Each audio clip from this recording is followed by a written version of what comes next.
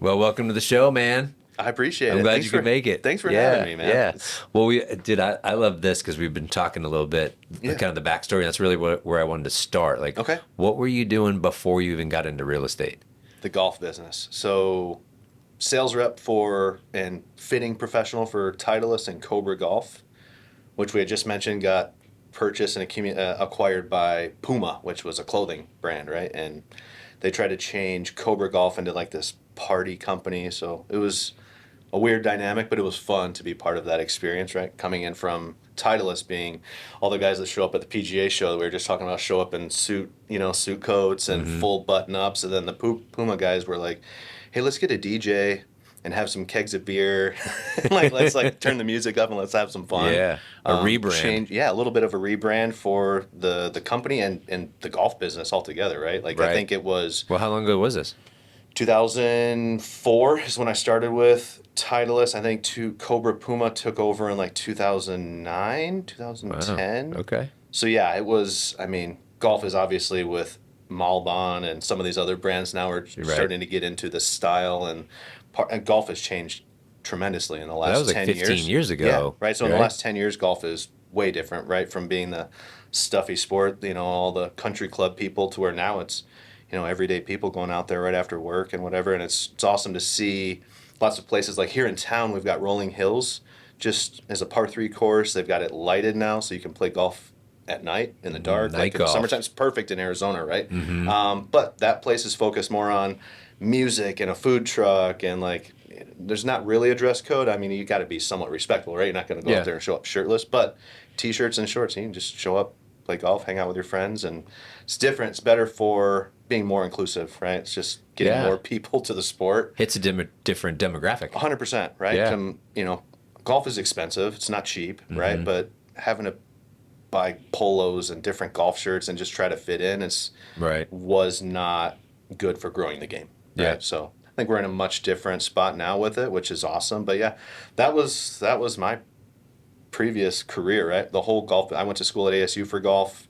Tried to become a golf professional, like not playing professionally, but running a golf course. That was the goal originally, was to work at a golf course every day and teach lessons. And Did they have golf course management as a major at ASU? ASU was one of like a dozen universities nationwide at the time that was offering it. It was professional golf management. But that was essentially for people that loved golf enough to hey, this is what I want to do for a career. I want to be in the golf business. But I found out working for Titleist and Cobra that I was traveling too much. Like for me, the opportunity next was to get on like a tour van or a tech van and travel the country and do fittings nationwide. And then Kim got pregnant. So I was like, I don't want to travel the Can't country. travel that much. Yeah, I'm not going to want to travel when my kid's at home and, so more stay-at-home focus was, hey, now what am I going to do? Am I going to do real estate, insurance, something, right? I had to figure out something where I could work for myself because I kind of was already essentially a 1099 employee, right, for 10 plus years in the golf business. So I was like, I can do real estate or insurance, do something else that's 1099 type of work where I can start my own business, work for myself. Why not create my own schedule, right? Why not stay in the golf biz but do run a golf course? So the pay structure was really bad, right? So the benefits of working in the golf business are obviously you have to have a passion for golf, but then you get free golf. But that doesn't help pay the bills. It doesn't pay the bills, right? So having kids growing up and wanting to pay for, travel sports and all this stuff that I had plans on, and obviously now my son does play travel baseball and dealing with that, I wanted something where I saw the club pros were working 6 days a week, 10 plus hours a day for, obviously there are some clubs that pay much more than others, but for me to work like a general public golf course, the benefits were not worth it enough for the pay, right? So you knew you had to stay in sales. I knew it just I had had to stay be in a sales. different career. And I think I would have loved to get into the golf sales of it, but as a sales rep, that's one of those things that I would have had to take all those steps within the manufacturer to say, hey, go sit in customer service for a couple of years and work in Carlsbad, California or Oceanside, or then go hit the road for 5 years and do tech van stuff. And it was just like I did not have 10 years to wait to work my way up the totem pole there and to get a sales rep's position and have a territory. So this essentially was my sales rep's position. It's like, I've got a territory now. It's Arizona. Then started with Keller Williams, so built a big agent database, agent to agent referrals, because I'm from Michigan. My wife's from Colorado. I'm in the golf business, was in the golf business, so I have a lot of snowbirds that I knew that were coming down here annually, for getting out of the snow in Michigan and Colorado to come play golf. So I figured, hey, if they're coming down here, maybe I'll focus on golf communities. And that essentially was my transition. I was like, hey, if I can Really stay in golf, try to sell homes in golf communities, then I still get to hang out with the people that were in the golf business that I knew originally. mixing your passion, Mixing my passion yeah. with something that maybe pays a little bit more. And I can Right. still work my own schedule, which we all know that doesn't end up working out. The Yeah. busier you get, yeah. But still, I mean, that's kind of the benefit now is I still get to write my own schedule, right? I don't want to work on days that my son has baseball, so I don't. Right. It's Yeah. really that simple, right? So Yeah. I'm going to sacrifice some clients and some deals over that, but time freedom is the reason I chose this career, and so far it's paid off. That's really good. Now, when you decided to do that, and you have, family and friends in 2 different states, Yeah. and then you have people that from the golf world that are going to golf here, how did you get the word out or market to them or stay in front of them? Man, so To I guess really build that for the up. first 5 years, I was at Keller Williams. A lot of it there was just networking events. With me going to the networking events is how I built my agent to agent referral business. So And do the you first mean like 5 you're going years, to like mega so camp mega and camp reunion and family reunion yep. and just meeting other agents within Keller Williams at the time. Agents specifically that were in Michigan and Yes. Colorado and places that I was familiar with and had clients that may or may not be moving to Arizona that I could network with and say, hey, I could help your clients out for a referral fee or whatever. So essentially that first 5 years, my business was referral based from agent to agent at Keller Williams, and did not do a lot of sphere of influence business, right? My friends, family, past coworkers, everybody knew me as the golf guy. Yeah. For 5 years, people would still call me, hey, can you still get me golf clubs? I'm like, no, but do you need a house? Like that's where we're at now, right? So Yeah. it So was with hard to those- break that mold, right? Everybody knew me as the golf guy. Played high school golf, college golf, went to college at ASU for golf, and then worked in the golf business for 15 years. I was the golf guy, man. That was my literally brand. your brand. Yeah. Which is why I really wanted to focus real estate on golf real estate. And it didn't really work out that way, right? Like I'm going to sell houses everywhere. Right. But my focus and passion would be to sell homes in Desert Mountain and Silverleaf and Whisper Rock. And obviously those are higher price point. And that was a challenge as well, coming from the golf business into real estate. Anybody will know this, even just getting into real estate. How does somebody trust you with a $500,000 purchase when you've never had one before? Right. Right? Like Yeah. if you've got no deals under your belt, that was a struggle. So getting sphere of influence to trust me was difficult for the first 5 years. But I think everybody knows that once you've been in real estate for 2 years, if you can at least stick it out for another 2, you've beat maybe 70, 80% of what the they rest say. of the competition. Yeah. So the fact that I was able to at least make enough to keep it going for 2, 4, 5 years later, 5 years down the road, people started trusting me and looking to me for questions and answers and like, hey, what should we do? Should we do this? Like, what about fixing it up? And I think that's the transition I took 2 years ago was for the first 5+ years I was in the business, I was just selling real estate, I was helping people buy and sell. My original goal was like, I want to buy homes and rent homes and renovate homes and do the fix and flips and do all of that stuff. But I kind of got on Okay. that hamster wheel of just helping other people do that. To where a couple years ago I did join Sub 2 and just tried to network with a lot of other investor type profiles, right? So those Okay. personal people, the people that are actually trying to do the fix and flips, or the agents that are representing people that are doing fix and flips. I wanted to network those people because I wanted to get into that part of the business as well. People don't get rich selling real estate. People get rich buying real estate is kind of what I've heard. So I've heard I that wanted before. to be the guy that starts buying real estate and selling real estate or holding on to real estate, right? So Yeah. getting involved with Sub 2 was a transition for me in my business to say, hey, I'm not just a real estate agent. I'm a real estate investor and a real estate agent. I can Yeah. help you buy, I can help you sell, but I'm going to buy, I'm going to sell, and I'm also going to help other investors find properties that they can use as investment opportunities or fix and flip opportunities. But it was just about expanding the business because I felt like I was stuck in this little hamster wheel of like, I'm just going to go out and show homes every day. Right. And I didn't really want to do that. That wasn't the goal, right? I didn't want to stay in the golf business because I didn't want to be out traveling every day. Yeah. So working with buyers became me. Hey, I'm in the car for even just this Saturday. Right? I was out in the car for 3 hours, 4 hours showing homes.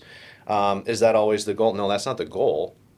But you've got clients that you've got to help out, and that's part of the job, right? Yep. So, and I appreciate it, but it's also part of what has got me good at and become more efficient over the years, right? Like, hey, let's go see 3 homes today. We're going to see 3 more tomorrow because you see 9 homes in a day, you're going to be very confused by the end of the day. That's a good strategy. It's not worth it. So, I think that's where I'm at now is trying to focus myself working more with investors, fix and flippers, because then I can double end the deal, right? I help them purchase or acquire the property. Then I'll help them list the property and get the sale on the back end as well. Yeah. So how many properties do you own? I own just one right now, just the primary residence. Okay. So I'm dealing with right now, my brother and I actually have a property I JV'd on a property in Tucson. So I don't own it outright, but we own an Airbnb in Tucson. Oh, cool. So that's great. That's the first property that I bought as like an investment opportunity. Nice. But after that, like right now, my goal is to acquire a lot more rentals this year. Like that was the 25 goal, is to acquire more rentals. Someone once said to me, they said that as an agent, when you go to list a property or look at a property, you should be the first buyer, and that your filter. It's like that's your filter. That's right? Essentially the way I've approached all of my listing appointments now is I'm the buyer first. I'm there to buy the property, and if I can't give you a deal that you're happy with, then we can discuss our other options, right? Go to the market, sell off market to somebody else. But it just gave me more opportunities rather than just showing up and say, hey, here's what we can get for it on the MLS. And prior to the last couple of years, even having the experience of walking some fix and flips or walking some of these opportunities that were just like wholesale opportunities, I had never really seen properties that shouldn't go on the MLS. Didn't even know that there was such a thing, right? I don't think that a lot of realtors understand that there's a product out there that is not meant for the MLS. Give me an example. Homes of hoarders, homes of people that maybe they're not even hoarders. Maybe they just don't want people to see the way that they live. Right. Some people don't live the way that, not everybody has the same standard of living. And I've noticed that just going into other people's homes for listing appointments. But I show up at a home and sometimes, they do not look good enough for pictures, right? We're not going to get a lot of traffic online, and everybody starts their home search online if the home doesn't look well, if it doesn't present well. But on top of that, sometimes they've got funny smells, right? And that's an experience I've had even just this weekend. We showed up to one of the showings on Saturday, and immediately we walk in, it was just hit by this aroma. It was just not pleasant, right? And of course, that's an immediate turnoff for the buyer. Right. Big red flag, whether or not they're maintaining the property, keeping it clean, or whatever. But it's also, I see those and I go, this is a property we cannot go to market. If we have showings, we're not going to get a good feedback, right? Like we're going to have to price it aggressively or whatever. So let's try first to find an investor to purchase this home, give you exactly what you're looking for. You don't have to deal with showings. You don't have to clean the home. You don't have to stage. You don't have to worry about showing it and pictures of everybody else online seeing the way that you live. And some people definitely appreciate that. Yeah. And they would prefer that. Yeah. Which I think a lot of people got really used to the fact that with Open Door and all of these iBuyers over the last couple of years, it was just convenience. I think some people really appreciate the convenience of, hey, I want to sell I want to sell my house. Well, how much do you want to sell it for, right? Like, well, I have no idea. What are you willing to, as soon as, and then these iBuyers just throw any number at them, I think. And if it's fair, if they think it's fair, they don't really have anywhere to basically base that price. There's no gauge. There's no gauge, right? Whereas the agent can come in and say, hey, here's what I think we can get online, but you're going to have to do this, this, and this. So that's on full market value, MLS, retail sale. Here's what we can sell it off market for to an investor right now. Here's what I would pay for it. What do you think which way are you leaning, right? Because you've got options, right? Yeah. Versus prior to a couple of years ago, I would show up and be like, hey, I think you need to do this, this, and this. And people are like, well, I'm not going to do that. I'm like, oh, well, it's not going to sell for very much, and then it's kind of a disconnect. Whereas I feel bad saying, hey, we're not going to get $500,000 for your house if you sell it like this. And they're like, well, why not?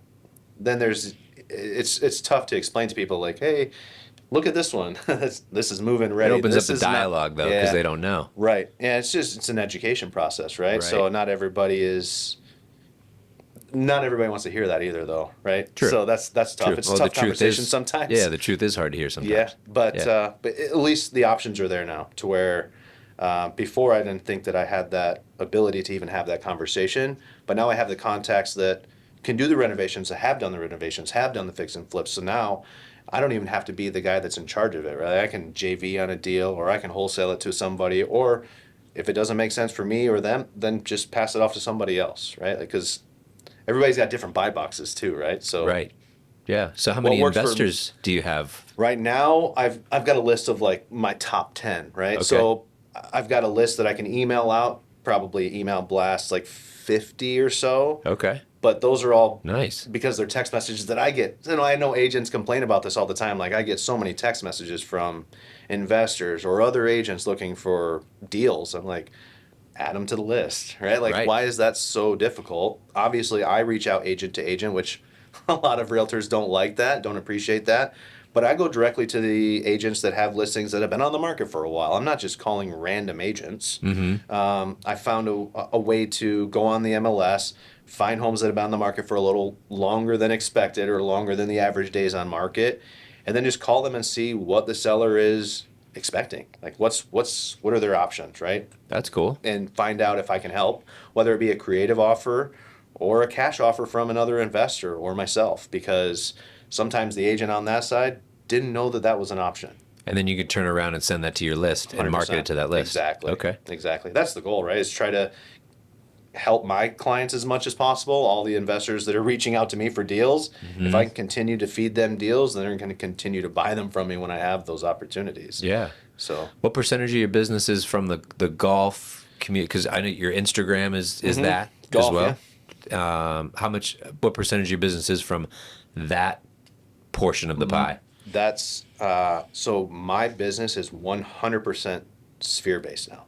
So I have never spent any money on Zillow leads or realtor leads or market. Like I've never paid for pay per click or any of that. So my Mm-hmm. business is 100% SOI. Mm-hmm. Right now, coming from the golf business, it's all my past friends, past coworkers, Yeah. all of that, right? So Right. it's all of It's my kind of the business. same. Yeah. It's the Okay. same business, right? So I have all of the clients that I had worked with in the past. Not all of them have bought from me, but those are the only people that I reach out to. Right. My sphere is everybody that follows me on all my socials, my friends on Facebook, people that I had worked with in the past. But yeah, I do not have new clients that I reach out to. I'm not cold Mm-hmm. calling. I don't door knock. My most recent listing, I did an open house, and that was actually what sold it, which was surprising. Obviously, with all the new commission changes, I think open houses are going to be a huge deal in 25. How so? Because buyers are hesitant to sign contracts with agents now, just to go out and view properties because they don't know if they want to work with that agent in the first place. So I think that open houses give buyers an opportunity to go out without any pressure, right? Like, because a Mm. lot of times buyers just want to go look at homes, get an idea of what's for sale, maybe in their price range, but as we Just know, kind of like, get a feel. yeah, get a feel for the market, get a feel for what they may or may not be able to afford. I think that the open house in this experience, the client they had already seen it online, like everybody, Right. but they were in town for just like 24 hours. They were in town from Nashville, Tennessee, going to look at all these houses that picked out. We're going to drive through the neighborhoods, kind of see, do we like it, whatever. But they did not want to call in. They didn't know any agents here. So they didn't want to call an agent and sign a contract to just go look at homes. They didn't know if they were going to be buying anything, but they knew that was their goal. Their goal was to find something because they had a job opportunity that starts in the middle of February.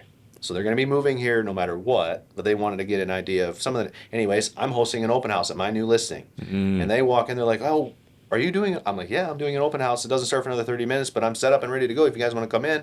Like, oh my gosh, this is awesome. So they walk in, they're like, we didn't expect this to be open. We were just going to drive by. We wanted to see this house. We saw the pictures online, but we didn't expect to be able to get in to see the inside Killer. of it. I'm like, well, cool. Like, take a look around. Let me know if you have any questions, etc.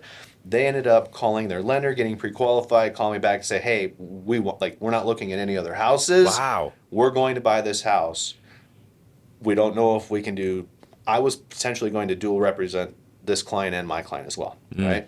But their lender had an agent here locally that they wanted to refer them to, and I'm like, by all means, please, right? Because I'm going to represent the seller. Yeah. Representing both parties it would have been Right. difficult. It's always difficult. Yeah. And the home had been on the market for a couple of weeks, and I would have probably given an offer maybe less than the asking price. This agent brought us a full price offer. There you go. So I'm glad that they chose a different agent rather than me, because my seller is getting a higher offer price than I was going to present them. Right. But the open house is what did that, because they went and looked at 10 more houses that day. None of them were open. They got to drive by the outside to see the outside, but Yep. the Couldn't way get that in. this home was staged, the way that they got to go inside and see it, have a conversation about the home without any pressure. Right.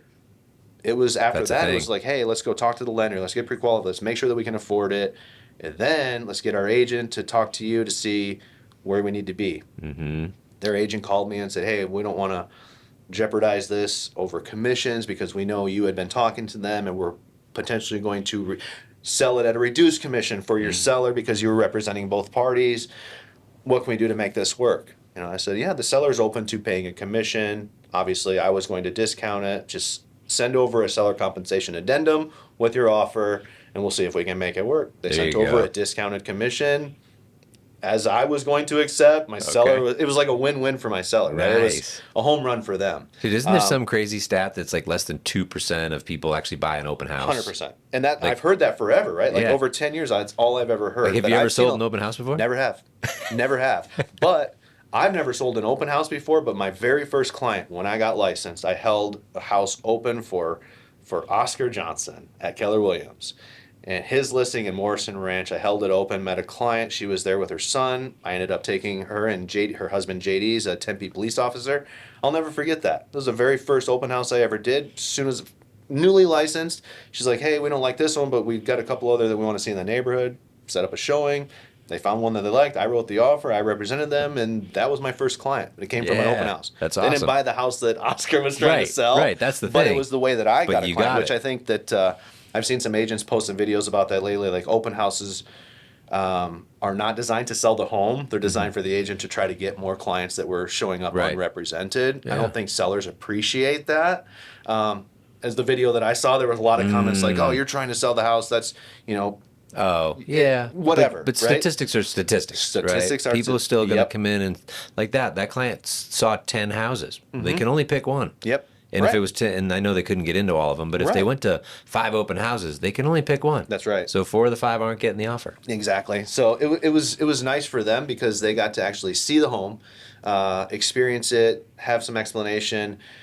But yeah, that's the first home I've ever You sold. make in an a really open house. good point about the buyer broker agreement. But though, I think the that where- buyer broker agreement is really going it's to gonna change drive open more. houses this year. I saw Jeremy Fusi's going to be doing open houses like 200 or something. He's got a goal this year. He's going to crush it. I know he's going to crush it this year because buyers are going to show up unrepresented, and he's going to get tons of buyers because of that. It's a good strategy. I think it's a great strategy. I think this year it's going to be a home run, and I think I'm going to start doing more open houses this year You're too. gonna add Just it to your because of plan that. now, too? Yeah, it's going to. I'm definitely adding it because Yeah. I saw it be successful on this deal, and then looking back to my very first deal over 10 years ago was an open house. That it's just a really good way to get face to face with buyers. Contact sport, man. It's the It best really way is. to meet them, and they get to see and vibe with you. My social media has been good, but it is not. People are not directly reaching out to me. You know what I mean? Like Right. this conversation that I had with this client was face to face, and it was all about this one particular property. Whereas Yeah. people get my market update this morning, and they're like, "Cool, Dwayne's market update. Bing, we'll see him next week." Right. You know what I mean? Is Yeah. And I do that specifically so that I'm. You had mentioned earlier, like, how do you get your name out there? It's just basically that, right? Doing Top of market mind. updates to stay top of mind. Yep. I was not the quiet agent, right? I'm not trying to hide from anybody. I wanted everybody to know that this is what I'm doing now. I'm not the golf guy anymore. Yeah, right. there you go. Need a house? Call me. You had to be really on purpose to rebrand yourself Very from much that. so. But at the same time, I don't want to like lose that because No. I want the golfer Yeah. community, right? 100%, You yeah. were saying something last time we met. You said something about when there was a golf tournament coming up, you would pick a house Yeah. there that Tour was for Tuesdays. sale. Tour Okay. Tuesdays. Okay. That's something that I like to do just for content, right? So, and I know a lot of my golf buddies and friends and stuff. They're like, "Oh, I didn't see you do a Tour Tuesday." And sometimes I feel like I don't get all the likes, right? So that's one of those social media things. Like I only got 12 likes on it this week. Does really anybody care? But then I get somebody is messaging me like, dude, why didn't you do There a you Tour go. Tuesday this week? You know, Yes, some yes. people like it, some, and not everybody's going to, but it's every week that the PGA Tour or the LPGA Tour, the Champions Tour has a tournament. I like to basically highlight one home that's hopefully on the golf course that they're playing that week, Yep. right? Whether it's at Kapalua down in Maui in Hawaii, or if it's here, the Champions Tour has the Phoenix Country Club is the basically end of the year tournaments, their finale, right? Oh, It's at wow. Phoenix Country Club. So like Phoenix Country Club has got some really cool downtown real estate, some of those nice old townhomes or cool views over, central Phoenix. So I'm never the listing agent on those properties, but I'll highlight it for another agent. Obviously, I give them their credit, but I'm just like, hey, look at what I found on Tour Tuesday. Here's a house. If you want to live where the PGA Tour is playing this week, here's a home, whether it's in Pennsylvania or Ohio, wherever they're at. I'll just go on Zillow, find a Find one. house on the golf course, and be Yeah. like, here's a cool house. Here's all the pictures. Need more information? Call me. Because obviously, I know who the listing agent is. I can reach out to them and say, hey, I've got a buyer coming from Arizona or wherever, anywhere, right? They're interested in the property and get them more information, connect them. But That's awesome. that's something that I do because I enjoy it. Yeah. And again, I've got a couple of friends that really do like seeing those, Yeah. but it hasn't really brought me any business. It's just a way for me to connect golf and real estate. Right. Kind of again, just another way to stay top of mind. So with that, have you ever is this a static post of the property as a picture, multiple images, or is it like you've seen those green screen ones where Yeah. there's a picture of the house behind you and I you're going, could do some hey, more check of out. that. So every one of my market updates is like green screen. I just do an Instagram reel, green Yep. screen behind me. I'll either post a photo of somewhere I was this past week. Like today's was driving through Scottsdale. Went to the Rock and Roll Car Show Saturday night at the Scottsdale Pavilions. This Saturday and last Saturday are the best 2 Saturdays of the year to go to that car show because the Barrett-Jackson auction's in town. So every car guy in the world is in Scottsdale, Arizona this week. And Smart. all the car show, all the cool cars were up there. So anyways, I just did a video and I basically made a reel. It was actually I made a TikTok of the Barrett-Jackson, of that car show, and then used that reel in my background for the market update this morning. Smart. But I've never really done that for Tour Tuesdays. Tour Tuesdays, I always just go and find the listing, get the photos, post 5 or 10 of the coolest photos, the most desirable photos to look at. Right? I'm not posting the bathroom photos unless it's Yeah. killer primary bathroom suite, right? Right. But it's always the view of the golf course from the back patio or whatever. And then some of the Nice. details, and it's just basically a description. It is very static. It's not the That's video, cool. but I would. Yeah. I think I have done a couple, and like I remember Palm Springs. I think I did one just because I made a video, a reel, and just kind of Yeah. green screened it. Yeah. But that's something that I do a lot. The green screen on Instagram Reels, I do a lot just to, again, it's top of mind, but it's also that facial recognition. I want my face in the video because I think that a lot of times social media profiles become too much of like, look at this instead of look at me. And I'm not saying Right. look at me, but I want people to relate my content Yep. to me. Not Yes. just like, hey, and actually somebody, Cole Rep, shout out Cole Rep, gave me a little tip and was just like, change your name. For 10 years on Instagram, I was the golfer's agent. And a lot of people knew that. Right. They would see that tag or whatever, but just change it to your name. Nobody Yeah. knows who the golfer's agent is. So I finally changed my Instagram back to Duane Louton. There you go. And it's still, now I'm just hashtag the golfer's agent. There you right? go. So still want to be the golfer's agent, still want to represent. And again, I think we've had this conversation before. The golf people are just, that's my people, man. Like I love playing golf. I love going golfing. So if I can relate to those people that enjoy doing the same activities that I do, we're gonna get along most For of the sure. time, right? Yeah. So we have similar tastes and similar hobbies and all of those things. Those are the people that I like to spend time with. So it's a lot easier to work with people that you enjoy spending time with. For sure. Yeah. Well, talking about that, I mean, I think doing the reels and doing the green screen on the Tuesday might just mix it up. But, Yeah. They say that the static posts, at least on Instagram, they're shown to the people that already follow you. The Sure. reels will go to those people plus non-followers. So that's Non-followers. why I asked that. That's huge, yeah. But also, there's a thing that's been coming out the last 6 months or so that talks about you can't really measure the likes anymore because people are just so, like, now they're in tune for just scrolling. Yes. And they don't even take time to see the picture and go, oh, I like that. And they won't even double You're tap right. anymore. They You're right. literally just scroll now. And so they said, hey, like, you can't measure the likes anymore. Sure. It's truly engagement where you get the DM, or someone does make a real comment, or someone calls you and says, hey, I didn't see your Tuesday thing today. Like, oh, wow. That's where you measure it. It can't be measured by the number of likes. Even though we used to say, like, hey, don't measure the number of likes. Well, people I did, right? But now you literally can't, because people literally have gotten to the point now where it's almost Just numbing scrolling. of like, I'm just going to scroll. Mindless scrolling, yeah. Yeah. Right. No, I get that. And I definitely appreciate that insight too, because I hadn't really put that together. But yeah, like I'll send videos to my wife or my son or whatever, even as a message, and they don't like it. I'm like, you haven't seen it. Like, I saw it. You didn't like it. I need you to like it. I need you to like it so that I get know a little you saw more it. lift. Yeah. That's funny you say that. But yeah, no, I think that was something that's always kept me from doing more, was whether I didn't see the views or the likes or whatever it is, but got to the point now where it's just like, I'm just going to keep doing it. Just keep going. Just going to keep doing it. Like my Instagram reels, my page is already full of it. Why am I going to change now? I can update it, right? Now I'll add some green screens for my Tour Tuesdays. Yeah. Just little ideas like that, which is why these are always beneficial. Yeah. So thanks again, man. You're welcome. Thank you for your time. So beyond the, I just talk about like playbooks. Like, you got a good playbook of stuff you're doing. So you got your market update. You've got your Tour Tuesday. Is there any other stuff that you have that's a consistent thing? Again, I haven't been good enough about being consistent with it, but I would love to be consistent with, like, on Thursdays I would do this or that sometimes and just post pictures of kitchens or exterior architecture or like just real estate related stuff, right? So white kitchens are obviously the thing, right? So I've posted a white kitchen versus one that's in a much like darker themed home. So much so that there's some really cool contemporary, some modern ones with like black cabinetry and like really modern designs. Sometimes those really take off. Like where you think that everybody's going to vote for the white kitchen and the white granite or the white quartz and right? But then you get this really contrasting black and like, again, the dark grays. Yeah, the dark grays. It's really cool. It's cool to see people's tastes. Because I've seen a lot of those posts. People like other agents, friends of mine, are like, I'm so sick of the gray and white. I'm like, I get it, but everybody's still buying it. You know what I mean? So all my fix and flippers, that's what they're still building. Because people still buy it. If you go into all the new construction homes, it's still gray and white. Right? Like, so I think Toll Brothers and all of the other Lennar, they've spent enough money on that research to know that that's probably how what people are picking. Yeah, that's what people are going to pick. So again, I like that, the this or that, because again, it then promotes engagement, right? Where someone has to say this or that. Right. Walk through Wednesdays I've done a few times, where Wednesday I'll just go pick a random home in my neighborhood or in a golf course community and say, hey, who wants to go walk through a home in Silverleaf today? Yes. Here's a sweet $5 million house in Silverleaf. Just do a couple, quick walkthrough. Those have gotten a lot of engagement. People love to see other people's home, even though if they're not in the market.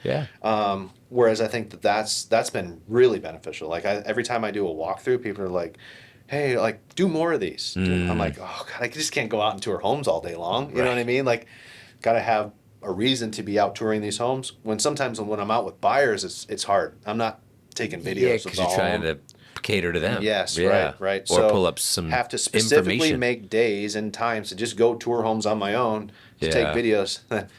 I don't know if agents and sellers really like that a lot. You know what I mean? Unless the home's vacant, I guess it really doesn't bother anybody. But a lot of times sellers are not wanting to leave their home so that another agent can come and take it. Yeah, model homes. Model homes.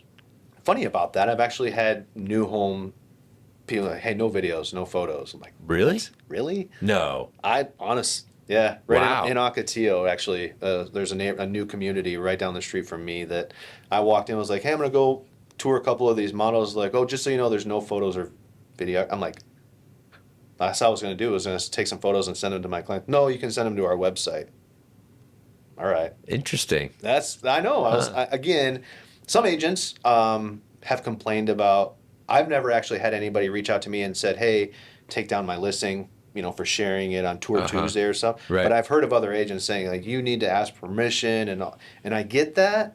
So for the most part, I do only tend to try to basically promote EXP listings, just so I'm not dealing with other brokerages calling me and saying, hey, you didn't ask permission to promote this listing. I'm like, sorry, I don't know why more eyes on this property is a bad thing. Yeah, right? that seems backwards understand. for me. Like, you market the property. And I guess they want their consistency and to know that I'm not the listing agent, but I always give credit, right? I'm not trying Right. I'm not taking anybody's Yeah. work. I'm getting more eyeballs on your place. That's all I'm trying to do. I'm trying to get the buyer for you, right? Right. I'm not trying to take your listing. You already have it. Yeah, I want to help you sell it. That's Yeah. right. We were talking, Anthony and I were talking about, he brought this idea of, doing the tours because people are more they say like sell the destination, not the plane flight. Sure. So like the mortgage is the plane flight. Sure. Right? Sure. Yep. Where the destination is the house, Yeah. and that's why people really love seeing those tours. I'm really I've done a couple videos on my most recent listings and talking to some other agents and seeing some other reels out there from other, agents that are doing really well business wise. I don't think a lot of the videos now, so many people do these videos and be like, oh, it's a 3-bed, 2-bed, 2,000 square feet, and here's the kitchen and here's the bathroom. Whereas a lot of those videos now I'm focused on, like the one I did in the Biltmore, is like, we're right across the street from the Biltmore Promenade. Like there's great shopping and restaurants, and like I'm selling the location of the home. Yeah. And the experience And around the experience about being in this neighborhood, right? So hiking at Camelback Mountain, golfing in the Phoenician, like those are all right at your doorstep, right? Like you want to be close to all the best restaurants and shopping and hiking. This is where you want to be. The home is essentially secondary, right? Right. Like it's, but I think, You're selling the feeling. yeah, and the of being in location, that right? Like everybody location. loved being in, whether it's the Biltmore or if it's in Old Town Scottsdale, or hey, let's go up to Carefree and be, whatever. Like everybody's got their own idea of where they want to live. Kierland, all the good shopping, all of the different areas. I think focusing on the amenities is helping buyers envision themselves in the home a lot more than just saying, hey, here's all the stats, right? Right. Here's a 2,000 square foot 3-bedroom house with a den and a pool. Yeah. Cool. We saw that in the kind of pictures. brand. Yeah. Right. It's very boring. Whereas I think like selling the area, the neighborhood, the location, cool restaurants, the scene, everything that's Do you around ever there. splice that into your videos where you I show have. like the frontage of some of the places or I didn't. the hike? So, or... like the one that I did in the Biltmore, I had the videographer do like some aerial shots of the Biltmore and Camelback Mountain and stuff like nice. that. So, like the intro video was kind of that, like the area. Yeah. Then the rest of it was just the quick, in and out of each room type of thing. Mm-hmm. Derek Perez is awesome. Shout out Derek. And, he's amazing videographer. He does a lot for the Pruitt team at EXP. Okay. So they do a lot of videos. So he's got a lot of experience. Yeah. Do you Help think me that out. would be a cool thing though if you were saying, hey, and check out, you just throw out some, Capitol Yeah. Grill or Oh, Maple and 100%. Ash or whatever, and then it's just showing.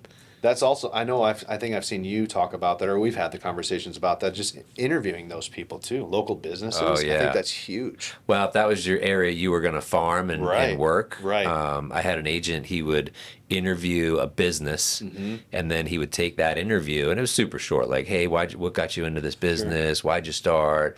What's your favorite dish? What's a special, whatever. But hey, if they mention my name, can they get a free appetizer? Whatever I'm doing to promote your business. But then they would take that, they would make it, post it on YouTube, share it to everyone's Facebook, but they would take a QR code and write a little blurb about it on a postcard and then farm the neighborhood. And then you took that and you just went to every other business, but the dry cleaner, the mom and pop Look what coffee we did shop, for- bakery. Look what I did for so and so. And then once you get a couple more of those, now you're showing 3 or 4. Yeah. They've probably already seen one of them. Like, Yeah. oh man, I was going to reach out to you and see if you do this for me. I'm sure And you you're would doing get it- phone calls after that, and you right? could do it. You could ask them like, hey, if you want, I'll do all the editing and all the stuff. I just want you to split the postage with me. Sure. Whatever. Or you could just do the whole thing. No, I think that's a great idea. But that's how you own a neighborhood. Right. Like, And hey, I I'm going guess to that's- own McCormick Ranch, and I'm going Yes. to go interview the golf pro, the golf course, the different businesses around the area. Sure. I think that's definitely something that I've never really leaned in on. It was like focusing. I've never farmed an area. Again, I mentioned it. I don't door knock. I don't cold call. My business is all sphere of influence. It's kind of me reaching out on social media and kind of putting myself out there, just being like not the secret agent. Like, hey, I'm an agent, but waiting for people to call me. Thankfully, at 11 years, people do call me enough to where I'm still in business. But it's gotten to the point now where I'm just like, now I got to figure out a way to start attracting more business, right? Yeah. Like more calls to action, more of those videos that say, hey, like you said, like all these other restaurants or local businesses, and like trying to generate business that way. And I think, again, that's something that I've never focused on in the past. Just more opportunities for me to grow the business in the future. It's kind of figuring out what you want, right? Yeah. Like, obviously, you said the open house is good. Yeah. door knocking the neighborhood of the one you just sold. Not randomly let me door knock a neighborhood. That's okay. But what if I door knock the ones that, hey, I just put this one under contract. I know you're probably not looking to sell. I just want to let you know you got to get some new neighbors coming. Have a great day. And they're like, wait, what did it sell for? Like, I can't disclose that right now. Here's my card, though. I can alert you afterwards, right? Call me after February 17th. More face-to-face conversations. More face-to-face. I had the title company actually taught me this. They said, look, door knock 5 to the right, 5 to the left, 10 across the street. And make it so, and this was before your open house. So you're like, hey, I'm hoping an open house. I want to give you my card just in case someone blocks your driveway or something. Just give me a buzz. Let me know. And then like, just walk away. Not, hey, do you want a CMA? Right. It was just, here's the tactic, right? Sure. And then if you kind of got a good vibe from them as you're walking away, just turn away and then turn back around and say, oh, hey, by the way, what brought you to this neighborhood? So I can tell your next neighbor, your future neighbor, what something about the neighborhood. It's something that you love about the what's neighborhood, something that I might not know. What brought you to this neighborhood? Like some question just to get a little deeper with them. Say, oh, okay, cool. Hey, look forward to staying in touch. And then I leave. That's it. And that's it. So simple, right? And I think that when I started doing open houses, like the very first one for Oscar, I was learning how to do open houses, right? So I saw there was like all these 7 steps. Like one thing I'm very good at is I have signs like crazy. I actually have 50 open house signs. Wow. That I had custom branded, all my own logo, my own everything, all my contact information on. And I did that probably close to 10 years ago. And it was like I got the A-frame signs, I can put everything out, but directional signs into an open house, I know open house helpers is a big deal. Yep. My last 2 open houses that I did, I was too late to schedule those. I thought about it. I was going to hire those guys. I was like, I know this works, but I just put out my own. And a lot of times I can't put out 50 of them. Right? There's just not enough places to do it. Yeah. But I also don't like going 3 intersections over and dealing with that. Right. So a couple main intersections closer to the home and just 3 this way and 3 coming back this direction. And like, but I know just the last 2 open houses I did, people should like, I'm like, how'd you find the open? Followed your signs. Sweet. That's all I wanted to know. Yes. Like, and it's funny because it's been online on the MLS and Zillow. Everybody knows that the home is being open for 4 hours today. Right. But everybody saw the signs, and that's how they got there. Yeah. But I used to knock doors and pass out flyers like open house on Saturday. If you want to come walk through, I know a lot of people like to see what the inside of their neighbor's house looks like. Yeah. Come check it out. Maybe you have some friends or family that are moving from somewhere else, and maybe you want to pick your neighbors. Yeah. Here's a flyer. Come check it out on Saturday. Or I've also had people looking for investment properties, and what better than have an investment property in your neighborhood? Yeah. Perfect. That's where I went yesterday. So open house in my neighborhood. And I've never seen this. So I've seen signs, turn here, left there. I've never seen a U-turn sign. Oh. That's awesome. I saw open EXP house helpers. agent. I think have got some really good ones. Like they do, and I think that when I failed so far is I don't have any like the go straight, right? Like keep going. Yeah. All of mine are either left or right. And that's at the one. At just my last open house that I did was like there was a roundabout and there was like a good quarter-mile stretch before it was a left turn, and I'm like, oh gosh, I hope they just keep going. Yes. Thankfully they did, and I put 3 enough leading up to that left turn, far enough back to where it helped out. But yeah, the U-turn ones and straightforward. The U-turn I and the need some of straight. those. I might need to add that. Yeah, I was surprised. And they had a pickup truck, and they had the the plastic over the pickup, and they put a open house sign on the top of the pickup, so it was like elevated. Right, I was like, this is really good. Really, and they getting had people there. Traffic a lot of good man. traffic, good weather, obviously. Right. You got Barrett Jackson, you got the Open coming up, so this is like prime time to be marketing for people that are not here. Yeah, not local. Right. There's so Plus, many you get the locals. Yeah, exactly.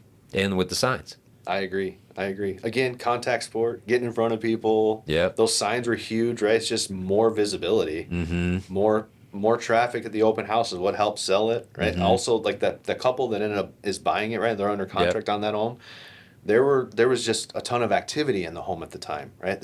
One of the neighbors was across the street, was in there. Another couple that their daughter lives at the end of the street, they sat there for like an hour, right? Wow. They were in the home for like an hour, like they really liked it. So those people were there, the neighbor was there, and then this couple shows, like it was busy. So I think that's good. That stirs a little bit of like, oh my gosh, this is we might need to put an offer on this thing. Yeah, we have to move fast. Right? Yeah. I noticed that in the golf business, sales wise, like slow days stay slow. Busy days just stay busy. I don't know what it is. Yeah. Again, I think it's the traffic and the contact sport. Like other people are doing something, I want to do something. How many times you go to a restaurant and there's not a lot of people in there and you're like, this isn't a good sign? Not a good sign, right? We went to the Uptown Market, right? My wife and I went to the farmer's market, and we go through, and this one guy, breakfast burrito, always has a line. And she's like, it's a good sign. Gotta be We a go good by this burrito. other one, Korean steak sandwich thing. Big line. The ones that don't have, I'm like, I feel bad for the one without the line. But But there's a has to reason. say something, right? It says Yeah. something. Yeah. So when you got more of a hustle and a bustle in there. Right. Yep. Yep. Another reason to do the door knock to the neighbors to get them 100%. over to the open house. That's Yeah. a great idea. Right. More traffic. Yeah. And they're just nosy neighbors too, right? Like, who cares? But it's Right. just more traffic. It's more interest in the property. Well, I don't know that they're the neighbor that's not going Right. to buy. Exactly. Right. I'm walking in thinking, oh, this looks Oh like a my good gosh, investment everybody property. wants to see this like, house. oh, wait a minute. They might make an offer. They might Yeah. make an offer. Yeah. I better make an offer now. Right. Right. Yeah. There's that scarcity. That Just build up. Set that mindset, right? And Yeah. I think that buyers. That's another conversation I have with a lot of sellers is the way that they're going to present their house with pricing. Is there's two mindsets. You walk into the home, it's like they've already seen the pictures online. They know what the price is. It's either in their budget or not. So they show up. Does everything match, right? Are they going to have some sort of it doesn't fit, right? All of a sudden Yeah. it smells funny or right? Like they show up and the floor like I know everybody complains about wide angle lenses on cameras for some reason. They're like the backyard is way bigger in the photos. Yes. Oh my God, Like, you're right. what? You're Why right. is that such a big deal? You know? But Because the perception online, though, I Yeah. looked at it and go, oh, that looks like a big backyard. We could have the dog and the kids back there. Oh, look at that master bath. It looks really big. And you walk in and you're like, wait a this minute. seems so small. A You're little right. bit of a disconnect. And I think Yeah. that happened That's a good point. on one of my most recent listings that was lived in, and then the seller sold, or they bought a new home, so they moved out. And when they showed up, the home was vacant. So it was staged in the photos, and then it was vacant when they showed up. That disconnect Yeah. really hurt the sale of the property. That's hard. Really Yeah. difficult, right? Because people saw the photos and they're like, "This is awesome. It's Yeah. everything I wanted." Then they get there and they're like, "Wait a minute, there's no." Yeah, and you can't visualize where your stuff's going to go. Big on staging now. Yeah. Big on staging now. Never was, but I think I was always selling homes most of the time that weren't vacant. A vacant home is really difficult to sell. Well, and I also think, they say that people buy on feeling, right? And so what's the feeling when you walk into an empty house? Yeah.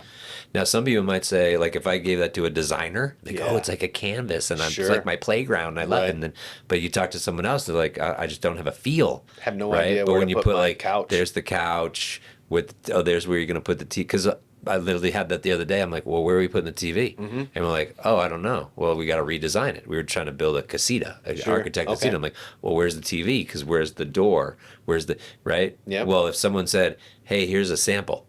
I'm like, oh, okay, good. Like, Yeah. I'll take it. Right.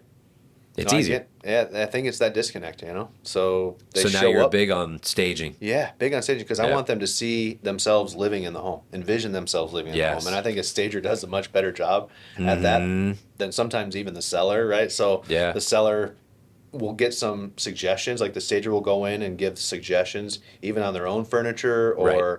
And it's helpful for an agent, for myself, as like another third party opinion. Hey, you True. should probably do this. Yeah. I've well, already when you're told you saying, that, hey, and then declutter. somebody else- yeah, and then somebody else comes in and Stager says it. comes in and says it, like, okay, I'll declutter now. Yeah. You're like, dude, Duane told us that 3 weeks ago. That's right. Yeah. Yeah. Just another person to help solidify the idea, right? Like this is what I really want. This is what's going to help sell the home. Okay. But, Right. Yeah. Yeah. All right, as soon as we get another opinion on it, it's like, all right. Well, and it's like I'm hiring a consultant, like 11-year expert in the business, Sure. going to tell, like, I want your advice. But Yeah. still, people resist, Right. right? Yeah, Say, well, let me 100%. just, but you bring in the third party validation. Hey, let me bring in my designers. Yeah. Awesome at staging. You can tell us what we can do. Here's a couple ideas that I've heard from her, but man, I need her to come in and tell you. Yep. They're great. And they're like, oh, okay, I'll listen to her. Yep. Yeah, because I'm the real estate agent. I'm not the interior designer too. And that's Right. also why my business has always been that way. It's like I even had somebody ask me, "Oh, do you do your own photography?" No way. Right. No way. Like I'm not a photographer, right? Yeah. Like these guys that are behind the camera, they know what they're doing. And that would be a red flag if you did hire the Right. agent that was a photographer. No kidding. I think so. So I think that staging is not something that I'm good at. There are people that are good at it. Photography is not something that I'm good at. There are people that are good at it. Right. Me, I'm really good at running comps, assessing property value, knowing what it could and should sell for. Like that's where I feel very confident. And my knowledge base comes from 11 years of experience of seeing homes listed and sold and et Yeah. cetera, right? Yeah. So I'm very confident in knowing based on the comps what it should sell for. Yeah. So helping buyers, I know where we should be able to get this, and helping sellers, I know where we should list it at. That's that's my strong suit. Whereas I'm not a photographer, I'm not a videographer, I'm not a stager, I'm not an interior designer. I can always give those recommendations, but my recommendation is like, hey, go look at all the new developments. Right, that's a good. See how, because they've done that research. they've already done the research, like millions of dollars worth probably, right? So from one builder to the next, they all look the same. You can pretty much walk into every single builder and they're all very similar. Using the same tones and Yeah, right. Yeah. So I always try to surround myself with the professionals, not be a jack of all trades, right? But something you are good at is marketing yourself and the properties. Yeah, that's right. So marketing myself, marketing my brand, which is my properties, right? Yeah. So That's getting solid. them out there. Yeah. Well, dude, thanks for coming today, man. I could appreciate go you, man. for like another couple hours. Like, this is fantastic. We always have these conversations. We'll do it Thank you. again. Yeah. Anytime, Thanks, man. I appreciate it. Thank you. Thank Appreciate you it so much. Yeah.